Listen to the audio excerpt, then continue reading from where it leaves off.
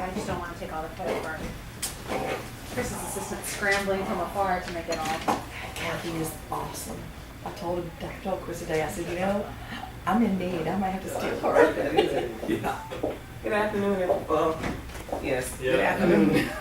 Thank you for being flexible on the location and timing with us. Well, I don't think we have a choice. So it's good to be flexible. Well, Regina, it's nice to see you again. Thank you. So you've seen the list, a shorter list this time. It is. And so I'd like you to tell us why you think that you are or should be at the top of the list, or among those at the top of the list, versus the candidates who are listed. Well, my understanding, and this is just what I've been told, that Judge Will is going to be transferred felony, and everyone else is going, and other judges will be taking over the other assignments that he had. And so, as a felony trial attorney for almost 13 years, I have a lot of experience with trials. I'm always in the courtroom, so I know how the circuit works. With everyone else that's normally on the list, you know, this process has taught me that you have to be assertive and strong and know how to stay in the race. And I believe that I should be, I want to say at the top. I would say among the 6, because I have worked very hard at what I've done. I have been able to overcome adversities and obstacles, and what I do for a living, not a lot of people can do that, because it does require a type of attitude where you could go in and still represent your client even when you feel like you are behind, I would say, the 8 ball, and you have to find a way to really secure your client's confidence. Excuse me, I'm dealing with You took the water. Thank you. You have to secure your client's confidence, and that's what we have to do. And so I worked hard, I worked hard at that, being an attorney, and then the experiences that I've had in front of judges taught me that you have to have a level of patience and common sense and insight, which I do have, working with my clients and working with the prosecutor and working with the law overall. So it's my opinion that I've stuck it out, because a lot of people have fallen on the wayside in this process, and I'm not one of them. Do you think, you know, I sort of see it being a hard road for a public defender to become judge, maybe that rightly or wrongly, and I think Flagler is probably the most overlooked of any of the counties in our circuit, and so I wonder if your position and where you are right now, does that make it any harder to apply for judge, to get the governor's attention, to get our attention? Well, it shouldn't, because I'm seeing historically individuals who work in criminal, mainly in prosecutors, but worked in criminal, that have won elections and they've been able to handle their caseload in civil. I think with appointments, the governor will look at someone who has the potential to be able to, that know the law and they can handle themselves under pressure. And that's what we do. The pressure is on you because all eyes are on you. A lot of people expect you to try to walk them. And that's not always the case with criminal. And in that area, you deal with cases that are not popular, but yet you still find a way to make it work. It may not work out in your client's interest all the time, but it's a matter of training, because you have to learn how to be steadfast, unmovable, being able to stand flat-footed and represent your client, say things that may sound ludicrous at times. You be saying to yourself, I don't believe I'm saying this, but you cannot give that air to your client or anyone else that you don't have any confidence. So I think sometimes there's this stereotype that, oh, public defenders, we're tree-loving liberals and we don't, and all we want to do is just walk people. My job is to not only defend my client, but look out for their constitutional right and their interests, to make sure that their interests are being upheld. That's my job. And sometimes we have to negotiate cases. Going to trial is not always the best, I think. It's not always the best route to take to be able to resolve a case, because in felony, trials are not always in our best interest because we have so many stakes. We have people come out of prison, they're looking at prison release reoffender, looking at mandatory minimums, and so we try to mitigate. And that's the side a lot of people don't see. They see us as, well, we're trying to get these bad guys off the street. No, we're there to make sure that the Constitution is upheld even with them, because the law governs all of us.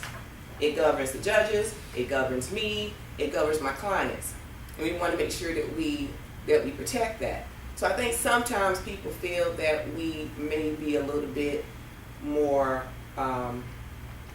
apt to want to cross the line and ignore the law, that all we want to do is just put bad people out.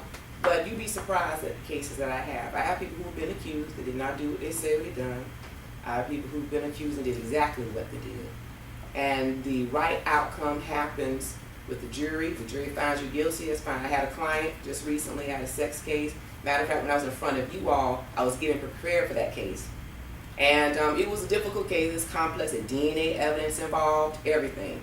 And I had to get me I had to retain an expert to help me with the DNA evidence because it's very complicated. So you have DNA, YSTR DNA, didn't know anything about all that. But complexities. And it's those complexities that challenge you. And it hones you. And it grows you. It seasons you.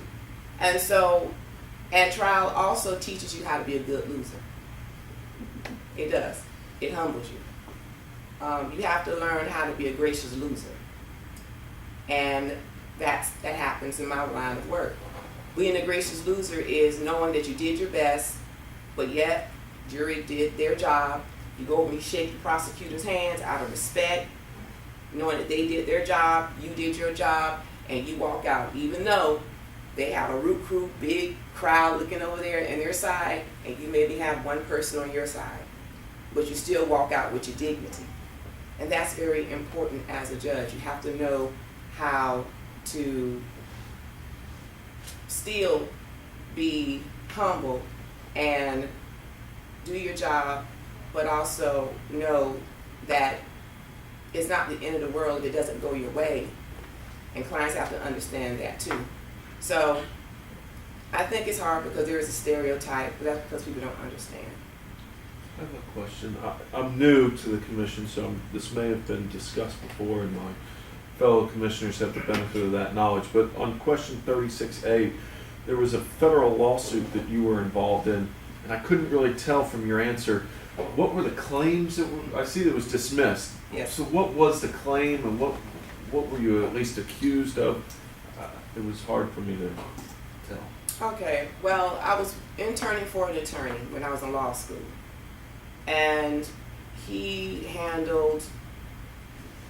was handling employment discrimination cases. But he decided to represent parents in DCF cases. So I was interning for him. And I would say I was pretty much the only one that was really faithful working with him, because a lot of the students, I recruited them to help, but because he had issues with payment and personal issues himself, everyone fell off. But I stayed with them. And when I became a public defender, I moved from Orlando to Daytona, and then when I was assigned in Flagler, I had to quit, basically. I told him, look, I can't work for you anymore. I can't do this anymore with you. And I can really say I don't understand why he sued me, because he sued like 15 to 20 people. He sued DCF, he sued the judges that were over the DCF case. He even sued the lawyer that was representing the mother of the child. He sued the police department, he's the sheriff. He sued everybody. He kitchen sinked everybody in. But this is what I think he was trying to do. Because in the federal court, people do what they call cross-claim to each other. And I figured it out after I saw he sued a former client of his. He sued everybody. And his allegation was that I interfered with his ability to do his job. And I'm trying to figure out, how did I interfere with your ability to do your job? If anything, I was there to help you do your job, because he had a stroke and he wasn't what he used to be. So I was there to try to keep him on track. He had an appellate brief. I did that. We went to the appeals. He did his oral argument. I helped him with his oral argument. So when I received that complaint, I was in the middle of picking a jury, and the sheriff came in with the complaint, and I looked at the complaint, and the complaint was about this thick, and I think it was at least 2 counts that might have mentioned my name briefly, and so I had to learn how to litigate in federal court now, while doing criminal as well, and so that lasted for about 1.5 years, going back and forth with the federal court, and then he wound up passing away. And that's when the case actually was dismissed. There was no findings of merit. I mean, like I said, he sued a slew of people. And the allegation to me was ridiculous. I'm thinking, how did I interfere with what you did? The only thing I did was leave. I left you because I was like the only person that really stuck by his side. So I thought that was kind of vindictive, and it really hurt me because, you know, I was very committed and faithful to him, and then he turns around and sued me, calls me up and says, "Oh, you want to settle?" I said, "Bob, why do I have to settle? I didn't do anything wrong." And he said, "Well, you know, you could settle." And I said, "Bob, I was good to you." And he was like, "This is just business." I hope you know, I see that you have a lot of community involvement, and it sounds like you just got involved with Rotary Last year. Can you tell us about some of the projects and your involvement with Rotary? Sure. Recently, just this weekend, we teamed up with the Rotary Flagler Beach and Habitat for Humanity and Lowe's, and went into Bunnell in the most less prosperous part of the city, and put in mailboxes. And some of those people were waiting for a mailbox, my understanding, for 60 years. And some didn't even remember their addresses because they all have P.O. boxes. Because up there, when we try to send notices out, nothing goes to their house. You had mailboxes, but we had that.